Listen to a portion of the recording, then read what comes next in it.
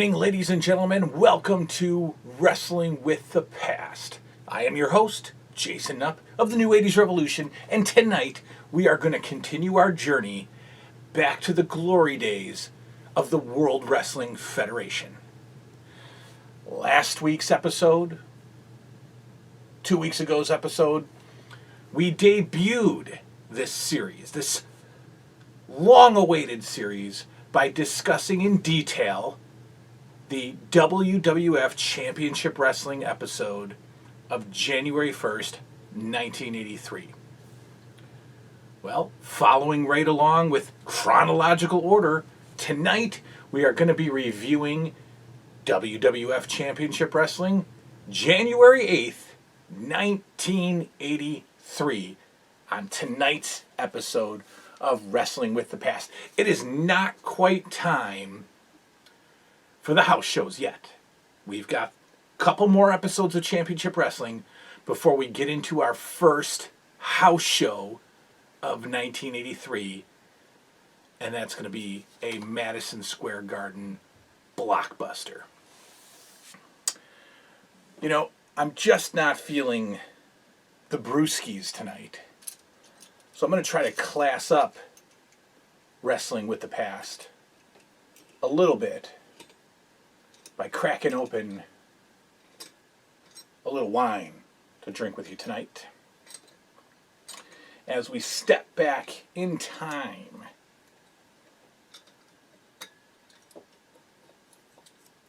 and talk in detail about the goings-on, the going-ons, the goings-on of the WWF in 1983. Before then, you may notice a addition to the table, to the event center. This beautiful, high quality, super glossy, foam backinged, heavy duty construction cardboard WWF display right here. This is the icon, the iconic symbol of my childhood. And as the WWF would say in about 86 or 87, the recognized symbol of sports entertainment. Actually, guys, WWF was referring to themselves as sports entertainment in the mid to late 80s, which I think we all overlooked and didn't know what the heck they were talking about. But they were referring to themselves as sports entertainment and wrestling back in the 80s.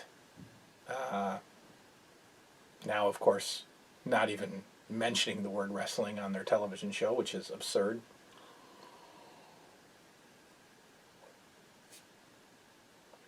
What do you think people are doing when they take a glass, when they take a drink of something, and then they look at it? What are they doing? They don't realize how stupid they look, right?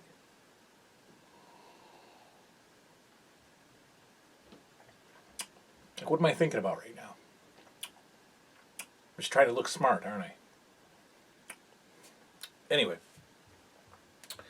want to say what's up to my brother, Avi Klein, the famous Wrestling with Anything But podcast host extraordinaire.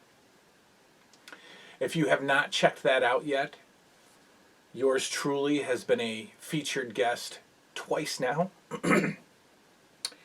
And it has been fantastic each time. We just did a little feature on last week's show that'll be dropping tonight at midnight. If you're watching this on Tuesday night, which you won't be, so it already dropped. It's dropping on Tuesday, March 10th. The episode was Ask Jason, right, where all the fans of the podcast wrote in questions for me, which I love. You know I love that. And then there was a feature where Avi and I compared LJN's to their Hasbro counterpart and basically ranked them in specific areas, and basically we're having a tournament to determine, which figures were better, LJN or Hasbro's. So that's pretty cool. So go check it out, Wrestling with Anything But podcast. Avi Klein is the host. Very, very, very talented and professional host. He has interviewed many of the greats of professional wrestling, Hollywood actors, and of course, YouTube celebrities.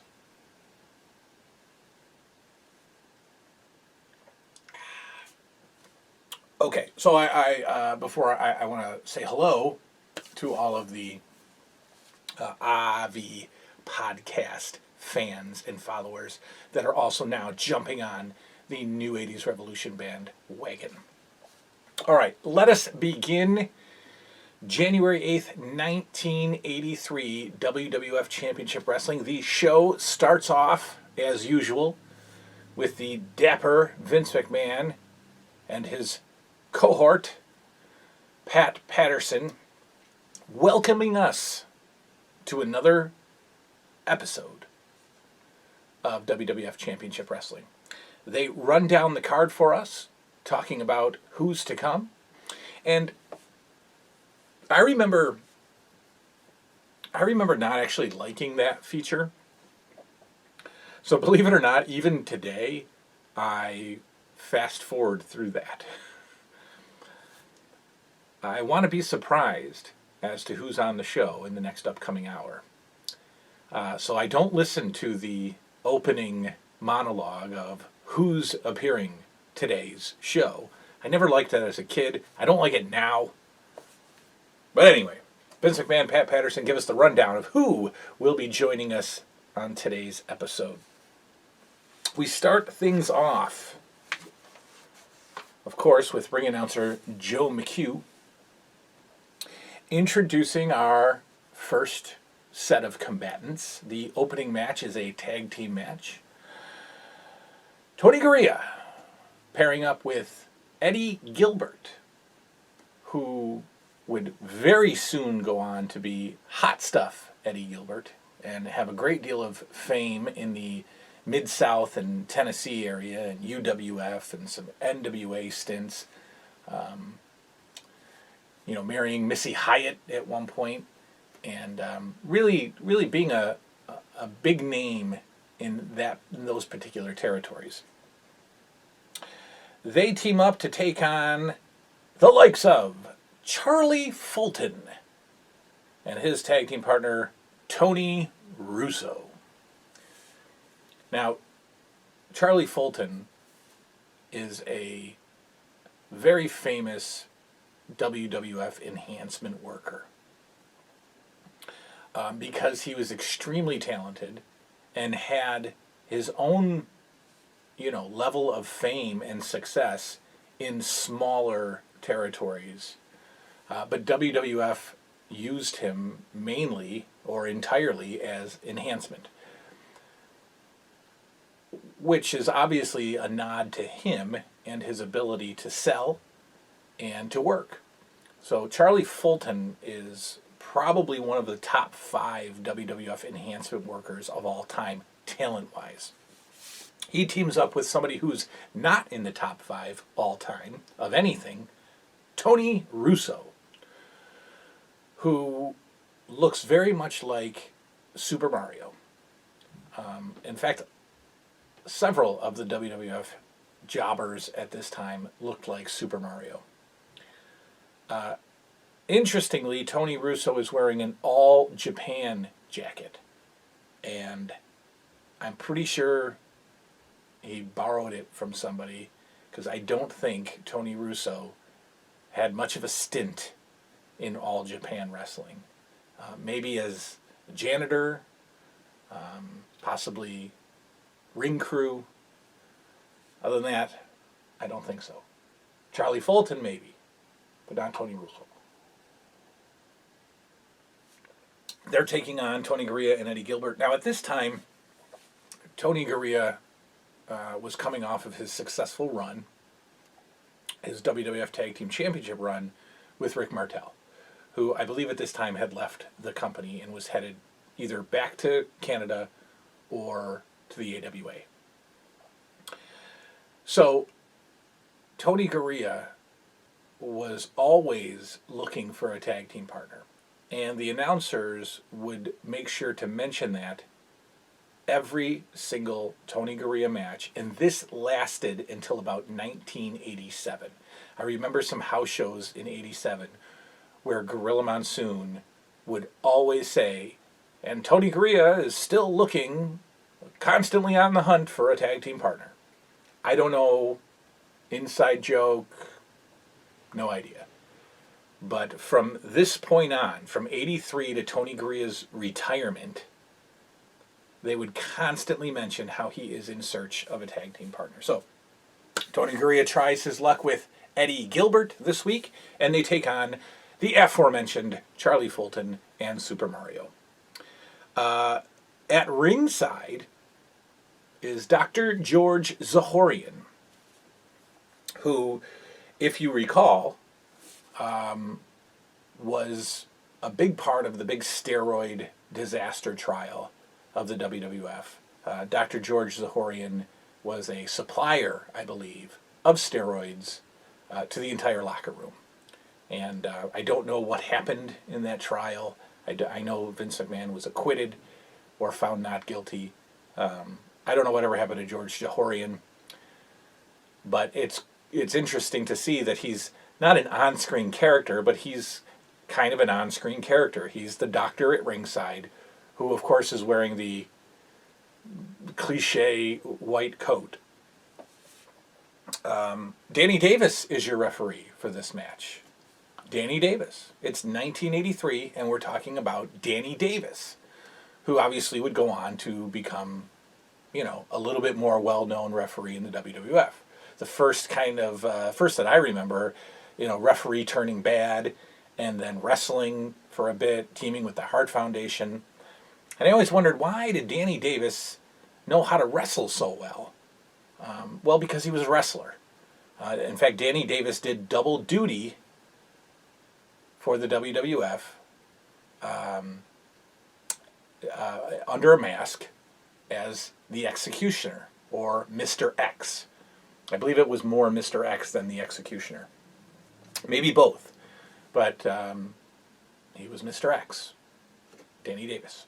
And in fact, I'm sure on some cards he wrestled and refereed on the same card, which is pretty cool. But he's obviously a long time employee of the WWF. I think he reffed some matches even in 1982.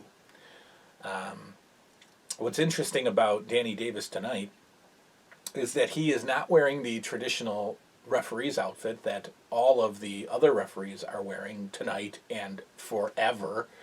He's wearing all black. He's wearing black like warm-up pants and a very tight black spandex long-sleeve shirt. A scoop neck, in fact. So, I don't know for a fact, but I'm thinking that we might see Mr. X in the next couple of episodes of Championship Wrestling. I'm thinking that maybe Danny Davis forgot his referee gear and they had him referee in an all-black spandex outfit. I don't know, but it's silly to see Danny Davis as the only referee in WWF history wearing all black. Okay, a couple more things to talk about before we get to the action. What happened to Eddie Gilbert is very sad. And Curt Hennig, who we're going to talk about later. When you see both of these guys, they're both on the card tonight. You see the baby face, and I don't mean baby face as in good guy. I mean baby face as in physical features, baby face. Very young, very clean cut, baby face guys in their early 20s, I assume. And especially Eddie Gilbert, in the next couple of years, 85, 86, 87, Eddie Gilbert is a drug addict, which ultimately killed him. And I don't have my phone down here, so I don't have the exact date of Eddie Gilbert's death. But, obviously appearances aren't everything about a person. But you look at these guys and you go, man, they're kids. They're young. They're good looking. They're clean cut. And they're sort of portraying this, good guy persona. And, outside the ring, stuff goes horribly wrong. I'm also thinking about Quick Draw Rick McGraw, also, put out that kind of good guy attitude, and then got into some heavy stuff, which ultimately killed him as well. So you kind of got to wonder what happened. What happened to Eddie Gilbert? Why did he go down that road such a short time later? One thing to note during all of these matches, and I explained this last week, all of these matches, when they first start locking up after the ring announcements, there's a run of silence for about 30 seconds. So it's very strange to not hear any commentary for the first 30 seconds of the match. And that's because that is the time that they would do local show voiceovers. So whatever market the show was airing in, Howard Finkel, even though he wasn't on TV as a ring announcer, except on Madison Square Garden shows, but Howard Finkel would promote the card for the town that this show was airing in. And it would run during the first 30 seconds of the match. So there's no commentary. And then it picks up again out of the blue. Now these are recorded off of Sky Sports, airing in like late 90s. And so those voiceovers are completely cut out. So you don't hear silence, you hear the action going on in the ring, you hear the fans. You just don't hear commentary for about 30 seconds because Vince McMahon was waiting until that local promo ended, which I thought was pretty cool. Let's see how many of these we can put down tonight, guys. Yes, I'm a therapist.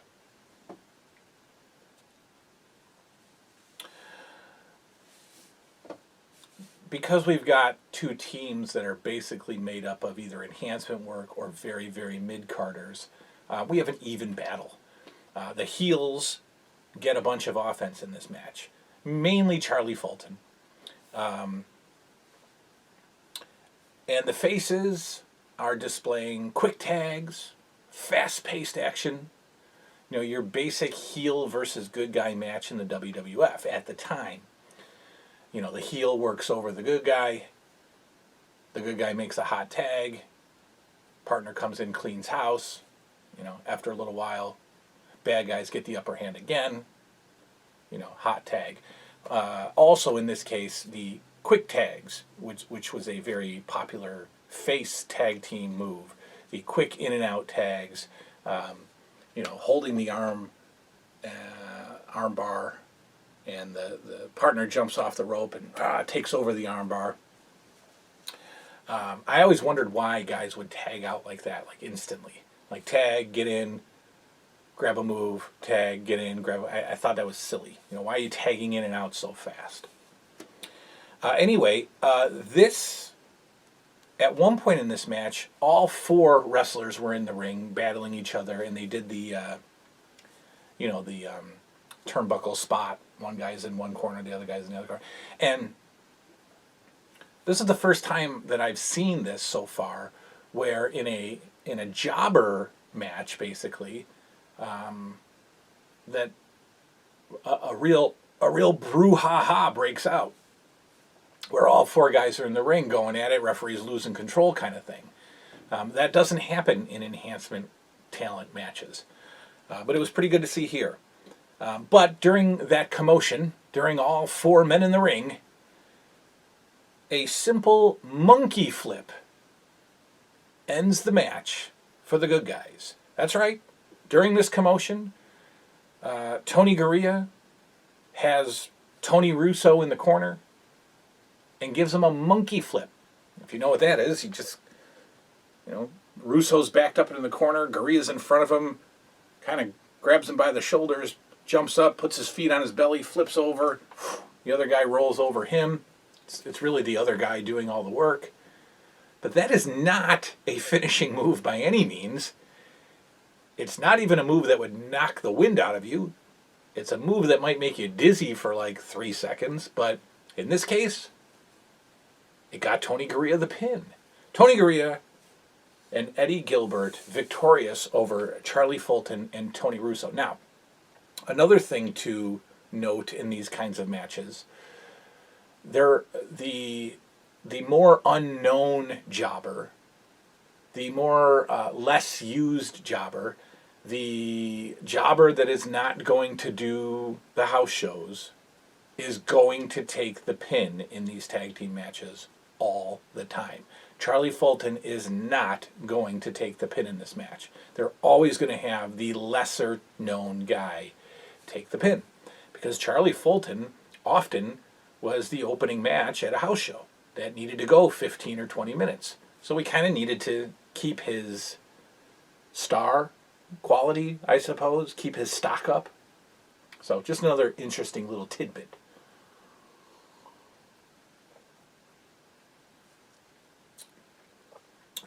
What you will see from week to week, now TV shows are an hour, right?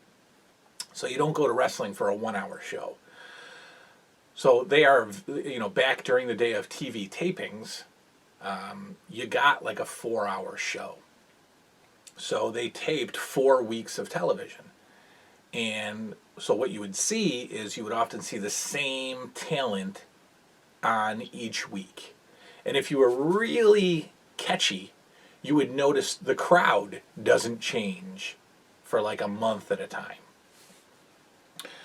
So could you imagine back in the day, having to sit and watch 4 hours of enhancement work with a few star matches thrown in? I would love that. But that's how they did it. And that's how they did it up until, Monday Night Raw time frame. So, once again, we see in our second match, Mr. Fuji. He comes to the ring with his manager, Captain Louis Albano. He is back again taking on Tony Rico. The fans are booing Mr. Fuji, as they are supposed to. And Vince McMahon says something very interesting. As the fans are booing Mr. Fuji's entrance into the ring, Vince McMahon makes sure to tell us that the fans are not booing his nationality. No, indeed. They are booing his tactics. It's 1983. That kind of political correctness was, almost 2 decades away.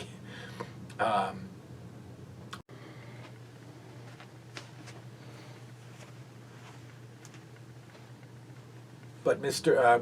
Vince McMahon goes out of his way to tell us, I don't believe the fans are booing his nationality. No, indeed, they're booing his tactics. All right.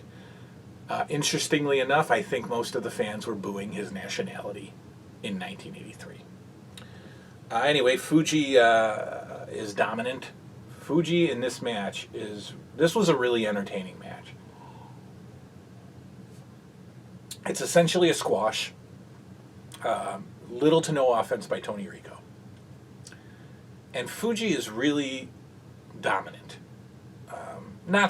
They're all stiff, and we're going to talk about that later, but not overly stiff, just dominant. And what's awesome about this is that Mr. Fuji really looks like he's enjoying himself. He has this dastardly, vindictive, evil smile on his face the whole time. He's beating the heck out of Tony Rico. And it just really made this match exciting for me. It made it really fun because Fuji, if you can go back to 1983 and be a kid and think that this thing is like totally real, you really thought Mr. Fuji just loved beating up guys because of this, like I said, diabolical smile on his face after every single move. and he would also bow to the referee and with this silly smile on his face. Loved it. At this point, I wonder if Mr. Saito had left. Maybe not left for good, but left because I believe that Tiger Chung Lee starts to make his appearance soon. And if you recall, Tiger Chung Lee replaced Mr. Saito as Fuji's tag team partner. So I think Saito is now back in the AWA at this time because of some subtle, and not so subtle mentions by Vince McMahon. Throughout this match, they are really promoting Fuji as the more talented, experienced wrestler over his tag team partner, Mr. Saito. And in fact, they say that Captain Lou Albano chose to manage Mr. Fuji as a singles competitor over Mr. Saito because he saw that Fuji was more experienced and more talented. So I'm thinking that Mr. Saito is gone or on his way out. And I could easily look this up and tell you what was really going on, but I'm a fan of this right now. I'm not watching this as somebody who's going to go and Wikipedia the facts for it. This is not a, I'm not giving you any inside scoop here. I don't want to do that with this show, Wrestling with the Past. I want to watch it and tell you about it through the eyes of, I would have been 7 at the time. So I'm thinking Mr. Saito is gone. And they're burying him subtly and promoting Mr. Fuji. Fuji wins it with the second rope splash. The patented second rope splash. And we'll get into that patented thing a little later. The second rope splash is basically Mr. Fuji mounting the ropes, going up to the second rope backwards. Okay, so he's not standing with his back to the turnbuckles. He's facing the turnbuckles, hand on the top rope. He bounces a few times, and then he lunges himself forward onto a prone Tony Rico, getting the pin. Fuji with the patented second rope splash. Very fun match. Very fun match. All because of Fuji's antics. Really fun.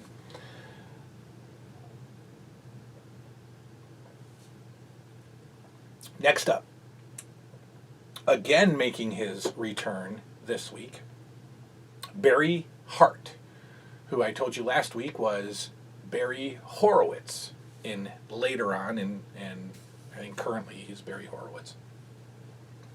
But Barry Hart, a very young Barry Horowitz, takes on a newcomer to the World Wrestling Federation. In fact, making his first appearance on Championship Wrestling is Ed Wiskowski. Right? Jobber, right? Ed Wiskowski. No, indeed. Ed Wiskowski was the Polish Prince. And in fact, they put the graphic up on the screen, Ed Wiskowski. But he was announced by the ring announcer as the Polish Prince. And he was identified by the commentators the entire match as the Polish Prince. Never mentioning the name Ed Wiskowski, but that was on the graphic as he was being introduced. Now it's interesting because the WWF later on would not have anybody sharing the same name or similar names. It's not going to happen. Your name is going to be changed. One of the bigger examples of that is the Road Warriors being changed slowly, but ultimately completely changed to the Legion of Doom during the early 90s because of the Ultimate Warrior, right? You can't have two sets of warriors. So I'm surprised that the Polish Prince was allowed to be the Polish Prince, because at this time you have a very popular wrestler named Polish Power, Ivan Putski.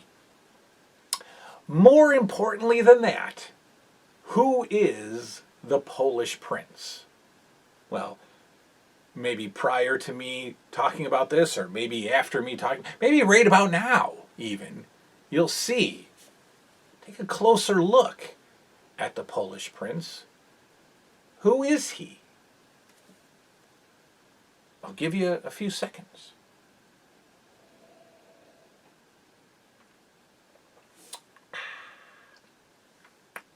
Yeah, you give up?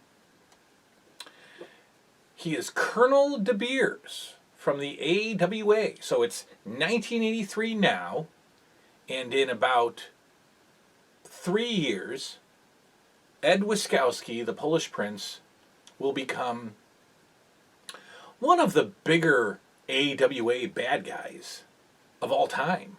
Colonel De Beers, who had this South African apartheid racist gimmick where he refused to wrestle wrestlers of color. Had a big feud with Jimmy Snuka as a result of some of his viewpoints. So Ed Wiskowski, Polish Prince, becomes Colonel De Beers later on in life, and obviously has his most popular run as a wrestler. Total squash here, ladies and gentlemen. Ed Wiskowski whoops on Barry Hart pretty good. As to be expected from a debuting wrestler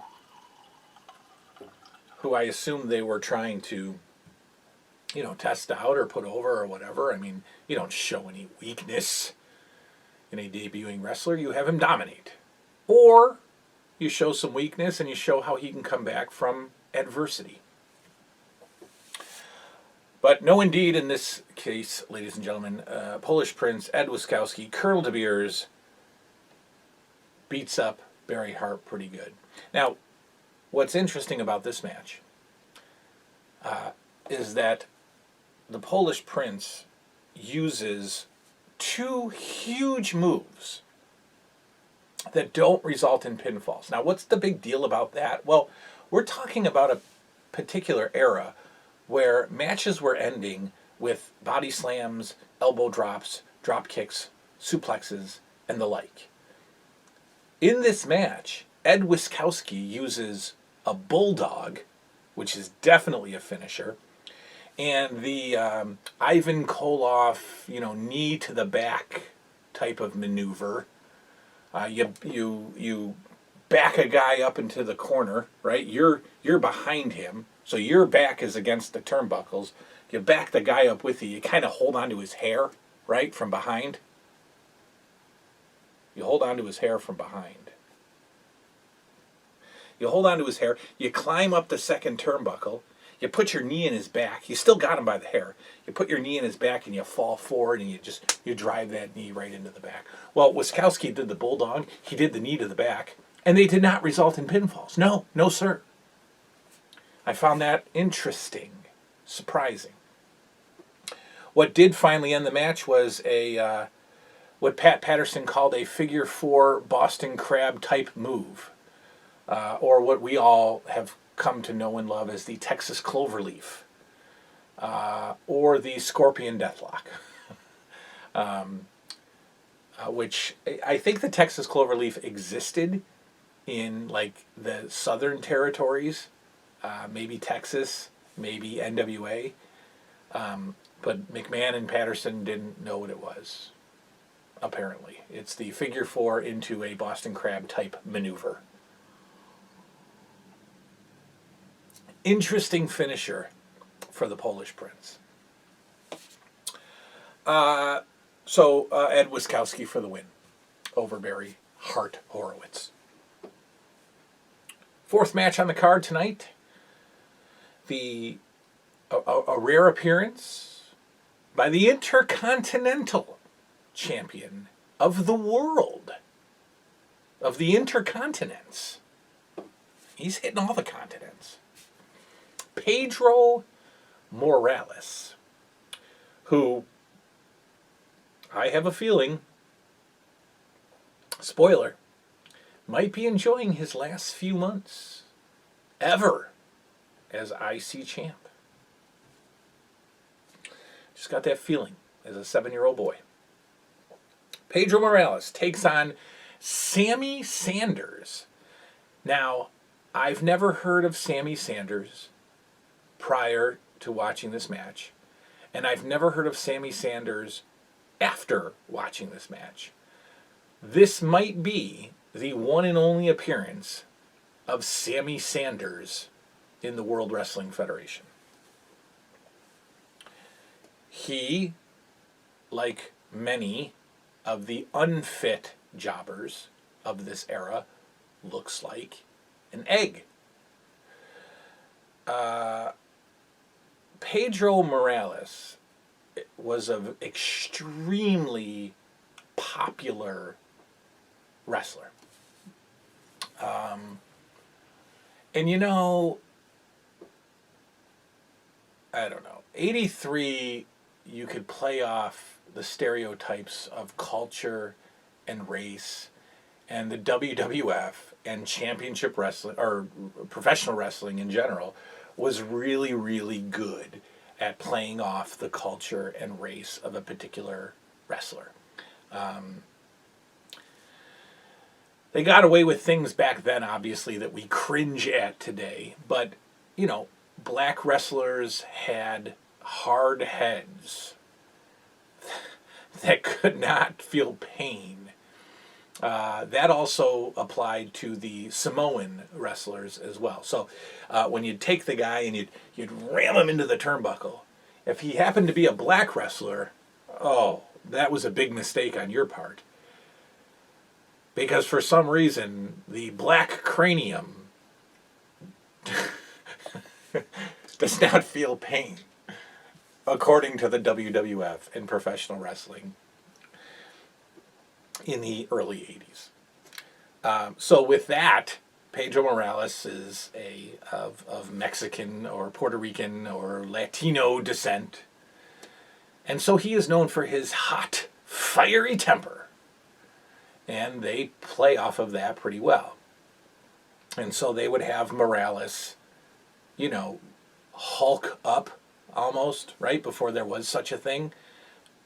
But it was really just his fiery Latin temper, you know, taking over. And the crowd devoured it. The crowd ate it up. There was nobody going, "God, this just doesn't seem correct." They loved it. They loved every second of it. Anyway, so Pedro Morales was extremely over. And he was extremely over in the Madison Square Garden world, in the New York City crowd. The folks at Madison Square Garden went ballistic for Pedro Morales when he would Hulk up, or El Hulk up. Very, very brief offense for Sammy Sanders. You know that a guy, a jobber, is untalented by watching him sell. And Sammy Sanders was a bad salesman. At one point, Pedro Morales gave him a solid punch, and Sammy Sanders flipped over the top rope like a fish out of water, way overselling the move, and almost delaying the sell too, almost delaying the flip over the top rope. So much so that it was mentioned by the commentators that he, really, forced himself over the top rope or thrust himself over the top rope. Also during this time, and I was going to talk about this later, Vince McMahon is extremely critical of out-of-shape, poor-performing jobbers. So it's almost like he brings them in, sight unseen, gives them a shot, and when they perform poorly on television, he shreds them on television. He mocks them. He basically squashes them. You'll hear Vince McMahon talking about jobbers who have horrible physiques, or very little wrestling skill, or ineffective punches. So at one point, Sammy Sanders is trying to lay into Pedro Morales, and the punches look terrible. And Vince McMahon calls it out and says, look at these ineffective punches by Sammy Sanders. Basically, that's Vince McMahon saying, you will never see this person on my show ever again. If Vince, crushes you on TV, you're done. It's over. Gone.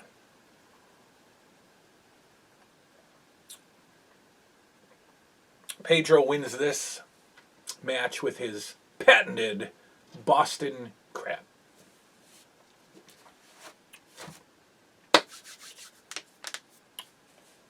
Next up, we've got the magnificent Don Muraco taking on Jerry O. Just O. Jerry, letter O. I believe this is Jerry. No, I don't know. Is it Jerry Oates? Oates? I'm not sure. I didn't Wikipedia this one either. Muraco is led to the ring by Captain Louis Albano. If you don't know how great Don Muraco was, go back and watch Don Muraco in all of 1983. He is, in my opinion, the MVP of 1983's WWF. Don Muraco,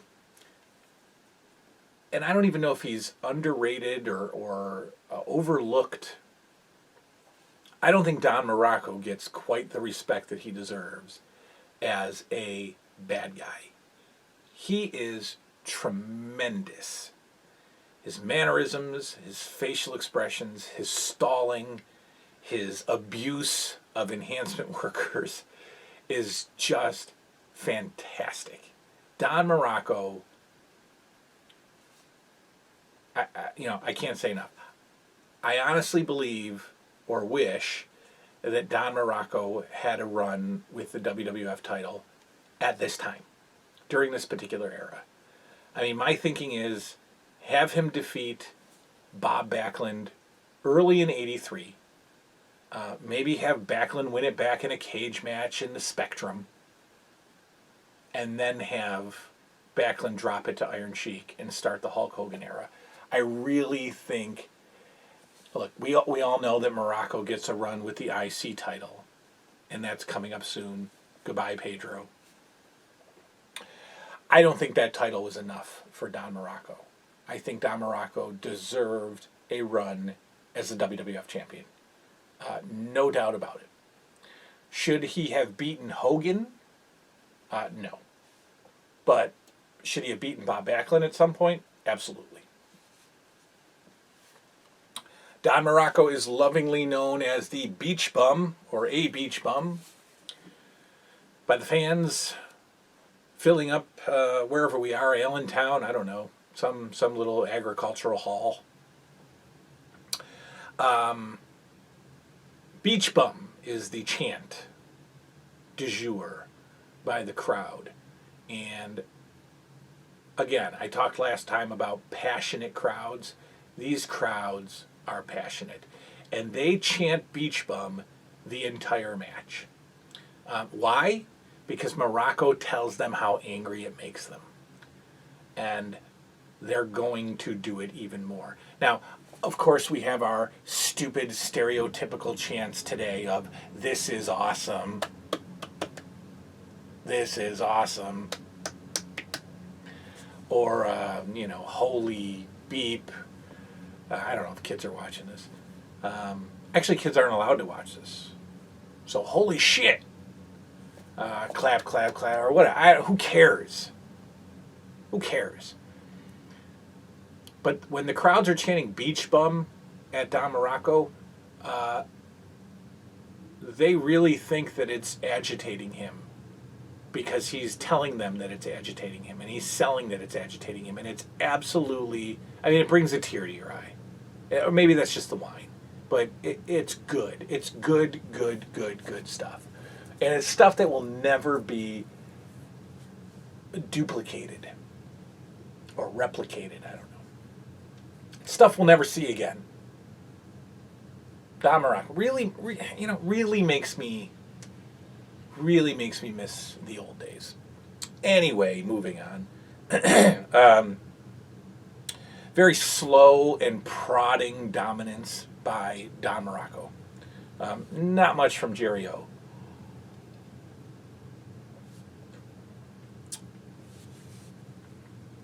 Don Muraco was an expert staller, playing to the crowd.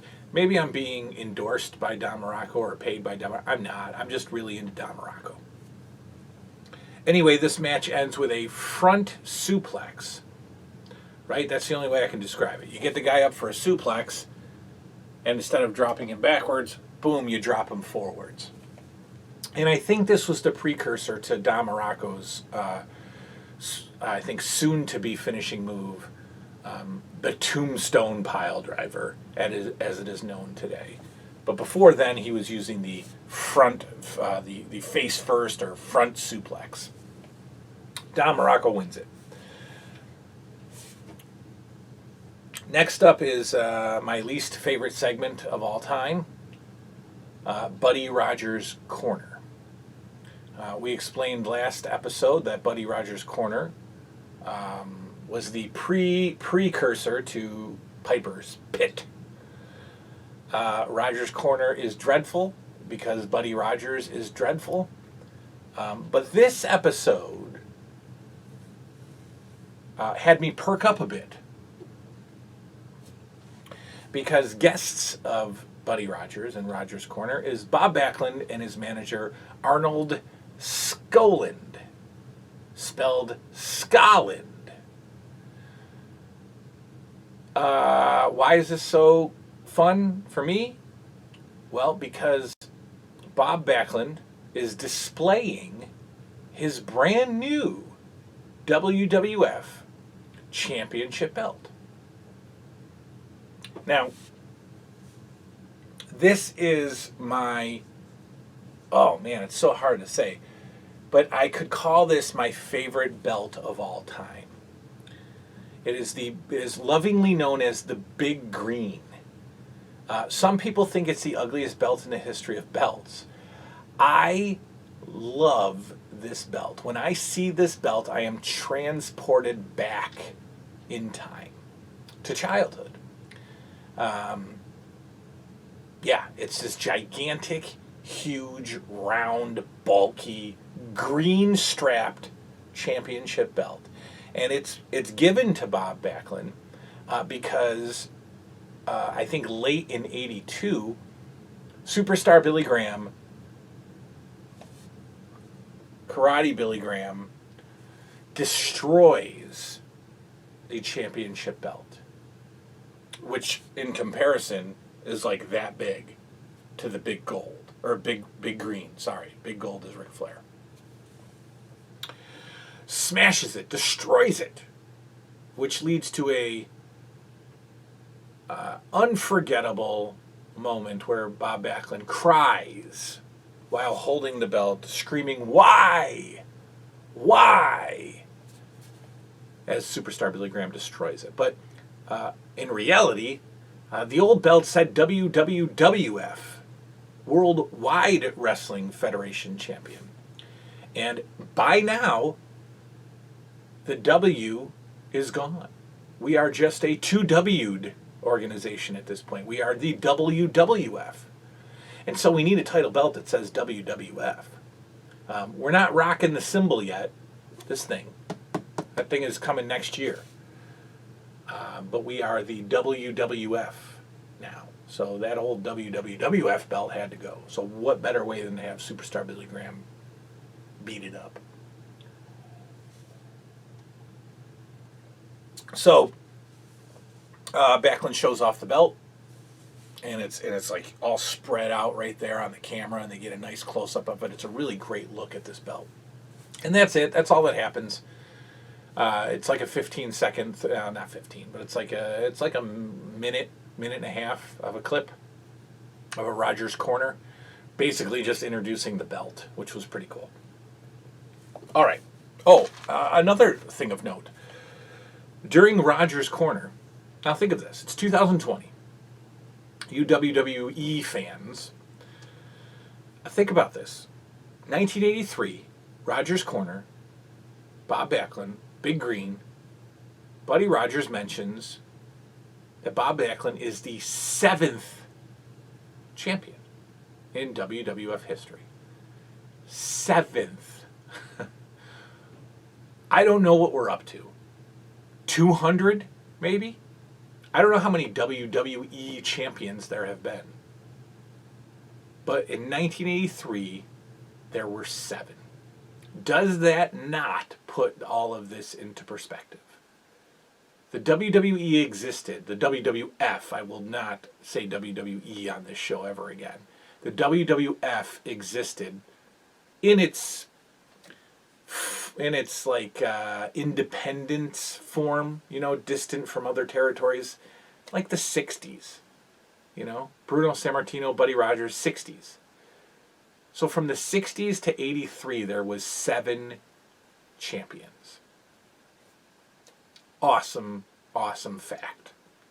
Again, puts things into perspective. Okay, moving on. The next match. A very interesting pairing. Unknown why they did this. Don't know if they're going to do it in future episodes. They certainly didn't do it like mainstream. They teamed up the crippler Ray Stevens, who is on his way out. This is his final year in the WWF. Teamed up with Playboy Buddy Rose. We saw both last week. What's interesting about this pairing is that they both have different managers. They have Albano and Fred Blassie. So unusual to put those two together. They take on S.D. Jones. Yes, that's right. Another, I would say, enhancement worker in the top 5. No doubt he's got 2 LJN figures. The team up S.D. Jones and Pete Sanchez. Pete Sanchez and S.D. Jones teaming up against Ray Stevens and Buddy Rose. An unusual start to the match as the jobbers attack the superstars at the bell. Bell rings. Stevens and especially Buddy Rose are kind of flaunting their stuff. The managers are still in the ring. S.D. Jones and Pete Sanchez aren't having any of it. They attack. Never see this in an enhancement match. They attack at the bell. The crowd pops their heads off when S.D. Jones and Pete Sanchez attack Ray Stevens and Playboy Buddy Rose. The crowd erupts. The bad guys sell it properly. They get punched out of the ring. They regroup at ringside. The managers are coming over in a frenzy. Great stuff. You never see that. And they give S.D. Jones and Pete Sanchez a ton of offense. And the crowd eats it up. Again, brings a tear to your eye because you want to go back in time when you were so innocent and maybe so gullible, but wonderfully gullible, that you got excited when S.D. Jones and Pete Sanchez gave you the thread of possibly pulling off an upset. Today, we know who's going to win and we know who's going to lose. We don't get excited anymore. But I can guarantee you that there were people in that crowd who were not 4 years old who were thinking, could S.D. Jones and Pete Sanchez actually pull off an upset here? And I love that innocence. And I wish I could experience that today. But here's what's interesting, right? The offense is all from Pete Sanchez. S.D. Jones never gets in the ring. He never gets tagged in. He's in there for that pre-match attack. But after that, Pete Sanchez takes things into his own hands. And I think that's what was popping the crowd even more. Because at this point, S.D. Jones is relatively known by the crowd. Pete Sanchez is, Pete Sanchez, the guy who loses every week. But he's taken over this match, and he has given it to Ray Stevens and Playboy Buddy Rose. And the crowd is just going nuts. But, of course, Ray Stevens gets the upper hand and ends it with a knee drop, right? Gets Pete Sanchez on his back, hits the ropes, and drops a knee to his chest, gets the 1, 2, 3, and deflates the crowd.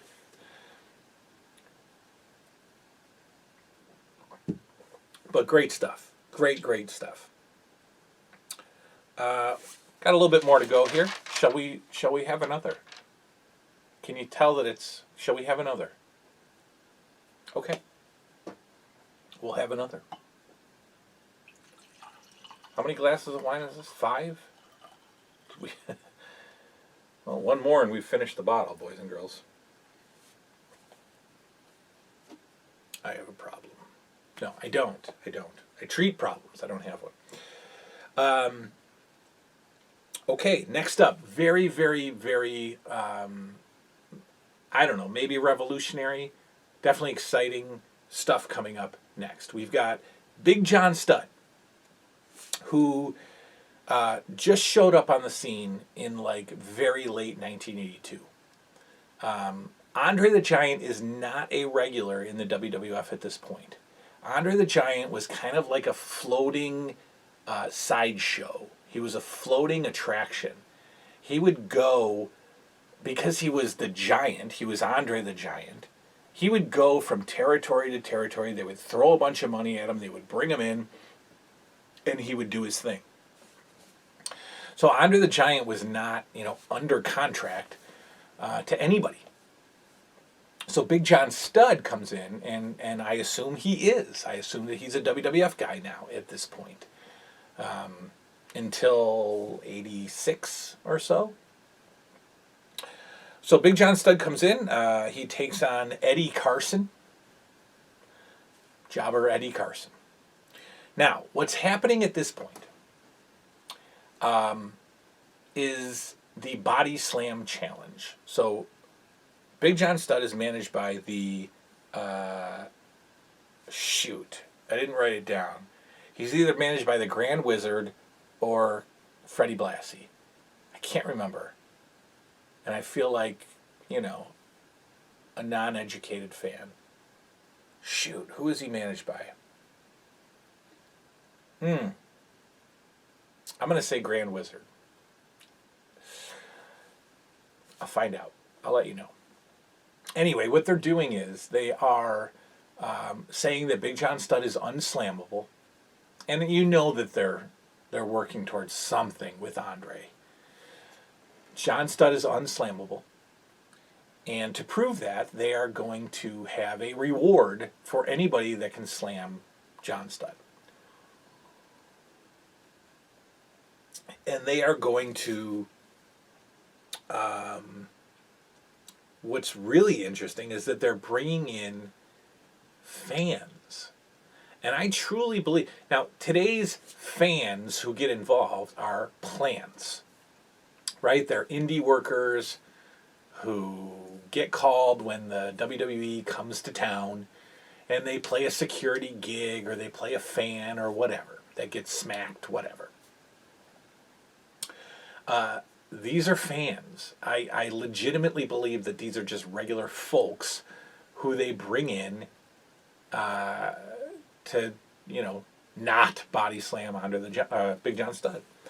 So this week, prior to the match with Eddie Carson, Tom Flanagan is our fan of the week. And he gets in the ring, and he goes for about the worst slam attempt that I've ever seen. And I think this is why I know that he's not a wrestler. He tries to almost hoist John Studd up on his shoulder, almost like a fireman's carry type of thing. And John Studd sort of overreacts to this. I think it irritated him a little bit because you got a little bit more strength in your shoulder and your back and your legs than you do, your arms for a body slam.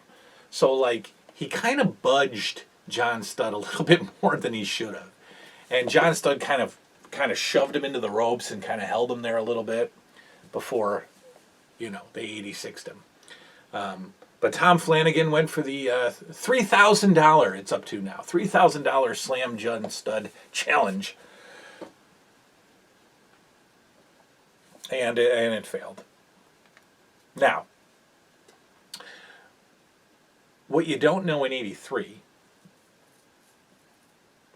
but what we do know today, is that this is all leading to the WrestleMania 1 Andre the Giant versus John Studd $10,000 Slam Match Challenge, which is amazing to know that it all started in '83 before we even knew what the heck was going to happen. And I don't think they had, obviously they didn't have WrestleMania in mind in 1983. I think they did have Andre the Giant in mind in 1983, but I don't think they had WrestleMania. And remember, we got '83, we've got '84, and then we've got, up to March of '85. So I'm sure that Andre and Studd fought each other in '84. Did Andre slam Studd ever in '83 or in '84? I don't know. Did they erase all of that for the match at WrestleMania in '85? I don't know. We'll find out. I mean, I do know, but I don't know. John Studd dominates, obviously, and wins with the backbreaker.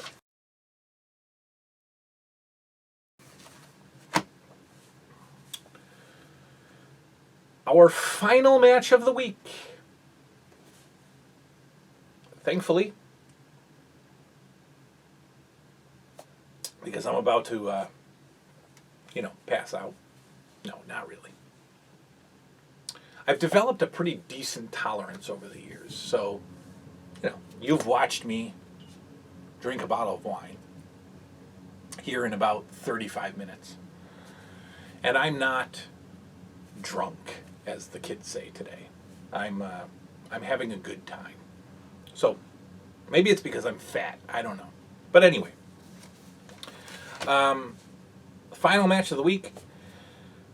My least favorite wrestler in the world of all time, Superstar Billy Graham, takes on Curt Hennig, which is a very interesting, very, very interesting choice. Why is it so interesting? You expect to put Curt Hennig in a match where he's going to get offense, a lot of offense, and maybe win.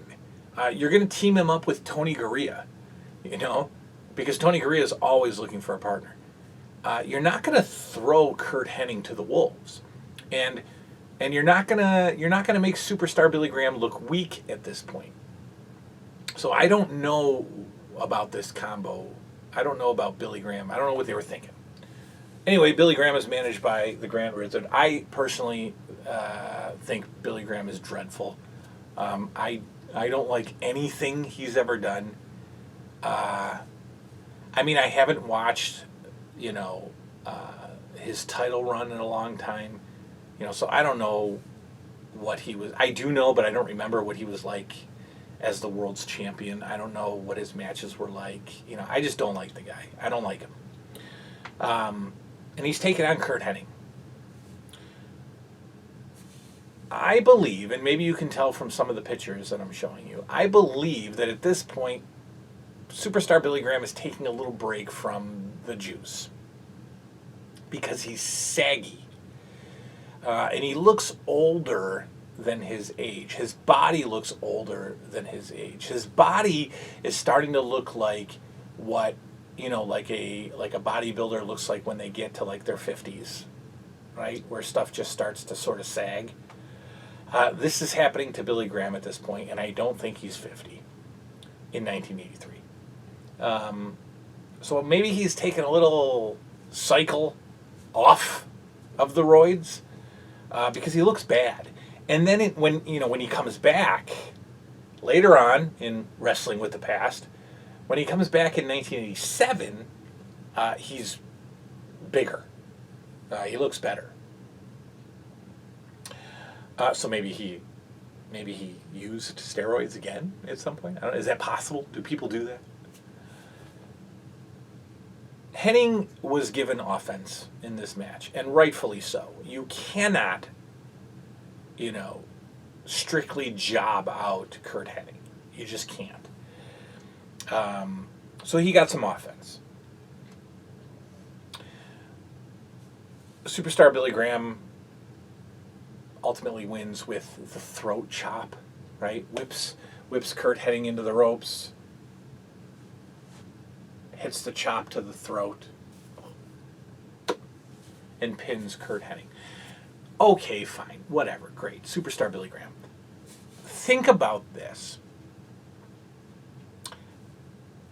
6 years from now, 6 years from 1983, baby-faced, short, curly-haired Curt Hennig becomes Mr. Perfect. Why am I making a big deal about that? Because it's only 6 years, 83 to 89, 6 years.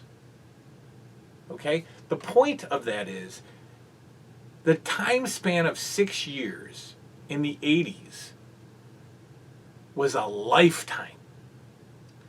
1983 to 1989, there is so much that has changed. Jobber Curt Hennig goes to Mr. Perfect in 6 years. Time was slower and produced more things back then. How do I know that? Let's go back in time from 2020 to 2014. What's different? What's different? Do we look different? No. Our iPhone number is different. That's about it. That's about it. It's just more pixels. That's all. More pixels.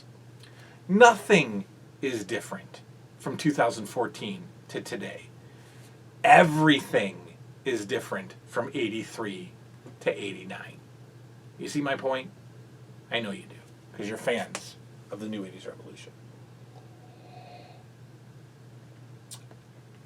Okay.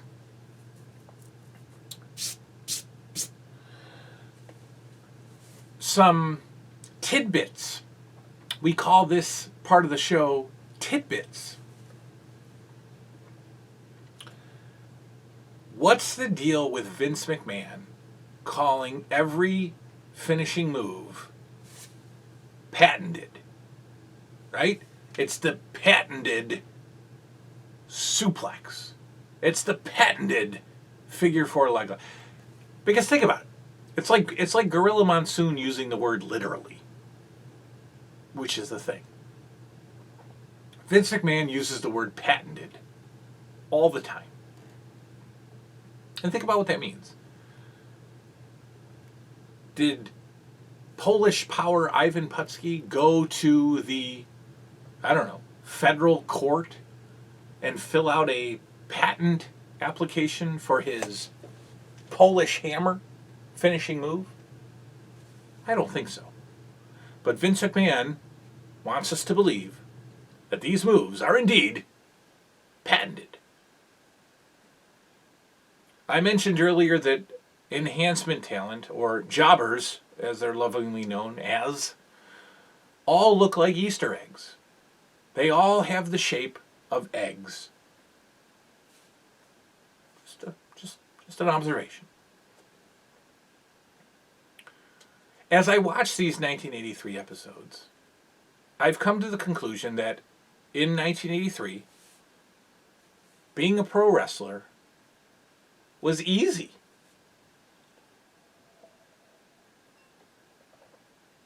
Yeah, it was easy. You had to travel. I get that. You didn't make a ton of money, I assume. But the in-ring expectations were nil. It was easy. Nobody was getting hurt. You locked up. You goofed around for 3 minutes. You pinned your guy and you went back to the dressing room and you did some coke. That's it. That was wrestling. If you wrestled a house show, you did all that for 11 minutes. And then you went to the back room and you did some coke. That's it. Wrestling was easy. Unless you were a jobber. And then you got the hell beat out of you. Because in 1983, wrestlers were stiff with enhancement workers. I feel horrible for enhancement talent because they got the tar beat out of them on TV because the superstars needed to look like superstars and they couldn't pull any punches. So they beat the stuffing out of enhancement workers. Very, very stiff. But if you're a superstar, your job is easy. Match of the week, ladies and gentlemen. January 8th, 1983, match of the week. You'll be surprised to know that I chose Mr. Fuji as he took on Tony Rico. Mr. Fuji versus Tony Rico is my match of the week. Not because it was a closely matched battle. Not because it was a back and forth contest. No, indeed. But because Mr. Fuji sold the heck out of this match. Not that he was ever on the defense, but he sold the heck out of his offense. Meaning he enjoyed torturing Tony Rico.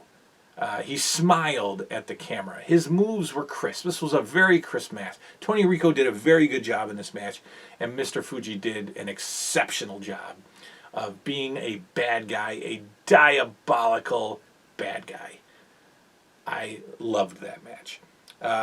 Stinker of the week. I'm going to go with Pedro Morales versus Sammy Sanders. Mainly in part to, or due to Sammy Sanders' lack of experience, lack of believable selling. And just because, honestly, I never enjoyed Pedro Morales. Not to the level of Billy Graham, but I don't know. I'm not a Pedro Morales guy. I don't like him. I don't believe him. I don't believe the hype.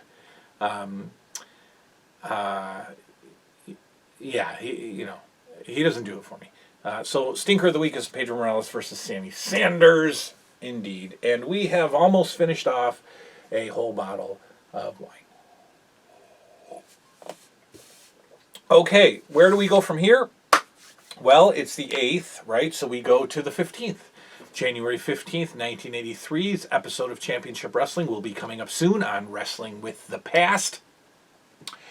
And then I believe we're going to do, what did I say? Where are we? The 8th, so the 15th. 22nd, we're going to have a WWF Championship Wrestling match, card, I mean.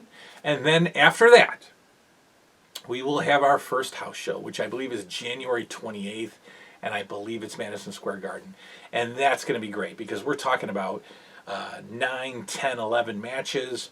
We're talking about superstar quality matches, main events in any arena across the world. That's going to be fun. Same format, though, as the Championship Wrestling shows. Probably a little longer. We've got more matches to talk about.